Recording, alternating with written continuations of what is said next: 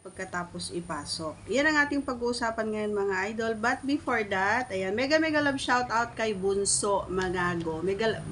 Magao. Ayan.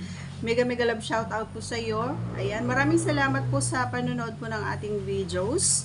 And sa mga bago pa lamang po sa ating channel, huwag kalimutang i-subscribe and click our tiny notification bell para ma-update po tayo pag meron po tayong mga new upload videos. Disclaimer din mga idol, ang video ito ay para lamang po sa may bukas ang kaisipan at may malawak na pang-unawa. Kung wala po tayo nito, maaari na lamang pong mag-skip at mamili ng mga videos na nararapat po para sa inyo.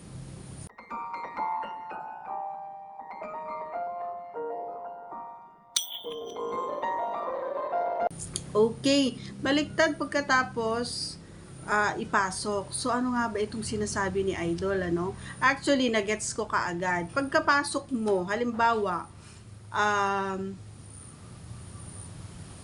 ako yung nasa taas. Pagkapasok ko is, di ba nakaharap ako sa kanya, babaliktad ako ngayon.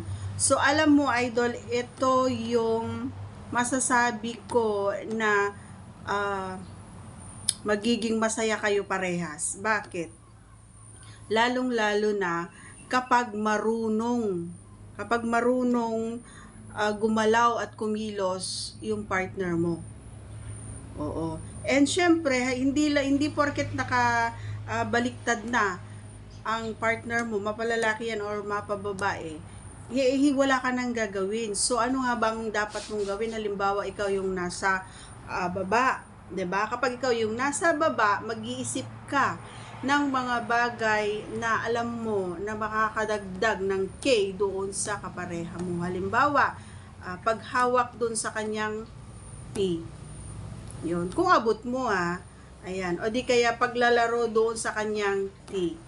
Alam niyo may mga bagay at may mga kapartner din tayo na minsan is inaalam din nila yung mga gusto at ayaw natin, ano? So, yun yung mga magagandang partner. Pero may mga partner din na sarili lang nila yung iniisip nila. Sana po yung mga ganong klaseng tao is gumawa din kayo ng way at alamin nyo din yung mga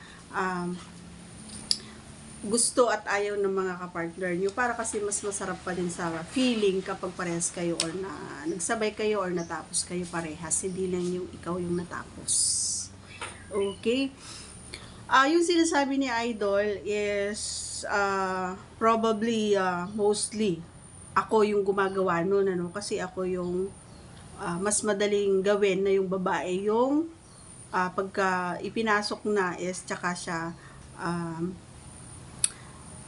babaliktad or tatalikod kumbaga na doon sa taas. Ayan, kung nagigets mo yung ibig kong sabihin, Idol. And ito yung posisyon na maaaring mahirap maalis. Oo, kasi nga babae yung nagko-control. Babae yung nasa taas. Kapag lalaki kasi sige lang silang banat. Pero hindi nila iniisip na kapag naalis, nakaka-distract na kapag naaalis kasi doon sa butas. Oh, and then, syempre kapag naalis na dun sa butas, madulas na. So, may mga time na mahirap nang ipasok or minsan kapag naalis is, minsan lumalambot na. So, mahirap na talagang pumasok. So, yun yung mga iniiwasan, lalong-lalo na kapag ako yung nasa taas. Ayaw ko yung naaalis kasi nga nawawalan ako ng gana. Nawawala kumbaga yung K ko, nawawala yung L ko. So, hanggat maaari, ginagawa ko yung best ko para hanggang lang doon sa gitna, hindi siya maaalis. Pero, ang mga boys kasi, minsan inaangat talaga nila. Gusto nila yung pinakadulo hanggang doon bago mo itodo or isagad. Yun yung gusto nila. 'Di ba boys? Ganun yung gusto nyo. Yung pinakataas talaga, yung pinaka-pointed, doon nyo talaga gustong umpisahan bago namin ikaldag. Ikaldag.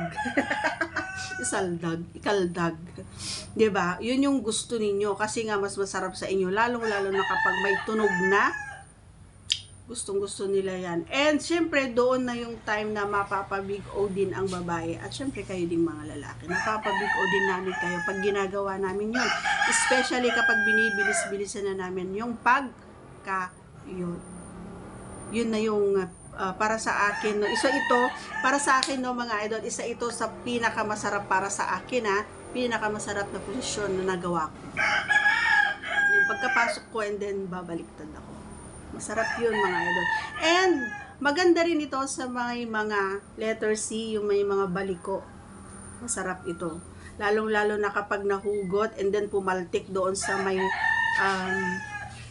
pumaltik talaga. Alam mo yun, medyo mapapalo kumbaga doon sa may pisngi, or lalong-lalo na kapag doon sa may mani, talaga ang sarap sa pakiramdam.